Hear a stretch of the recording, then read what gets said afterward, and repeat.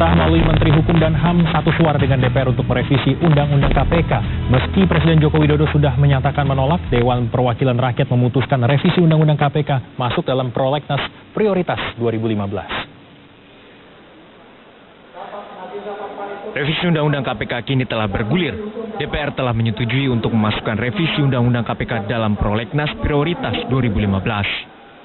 Salah satu usulannya menghapus fungsi penyadapan dan penuntutan oleh KPK, fungsi yang selama ini menjadi jantung KPK untuk mengungkap kasus-kasus korupsi yang tak jarang menyeret para elit politik. Ada ketakutan juga, ada yang mengeluarkan statement KPK ini perlu dibatasi.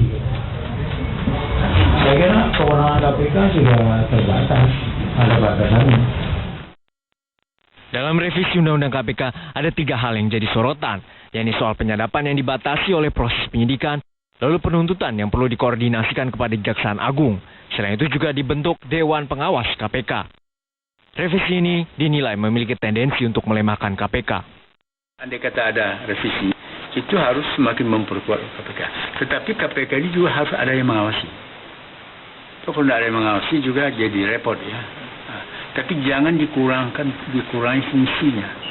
Ya, seperti menyadap, so jangan itu harus dia menyadap. Ada indikasi tidak itu pelemahan secara sistematis, Bu ya? Ya sudah lama kita merasakan begitu ya. Sudah lama kita rasakan DPR juga begitu, beberapa elit politik juga begitu.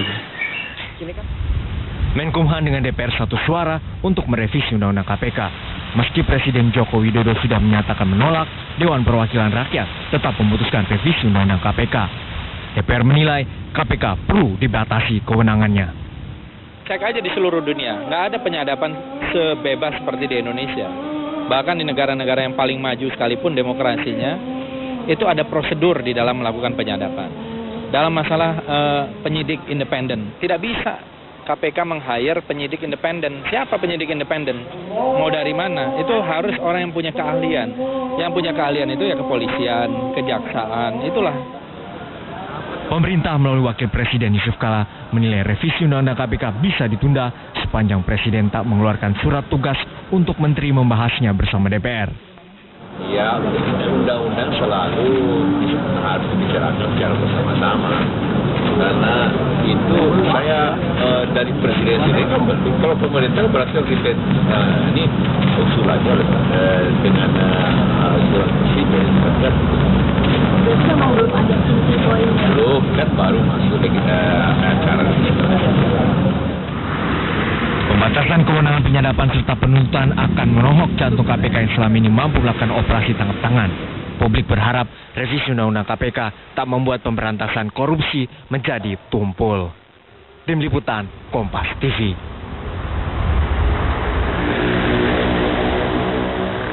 Cepatnya merevisi Undang-Undang KPK tampaknya kini jadi target DPR dan Menteri Hukum dan HAM. Jika benar ada pemangkasan kewenangan KPK termasuk soal penyadapan dan penuntutan, akankah KPK tetap bisa jadi lembaga yang ditakuti koruptor? Kita berbincang dengan mantan pimpinan KPK Muhammad Yasin dan jurnalis senior harian Kompas Tri Agung Kristanto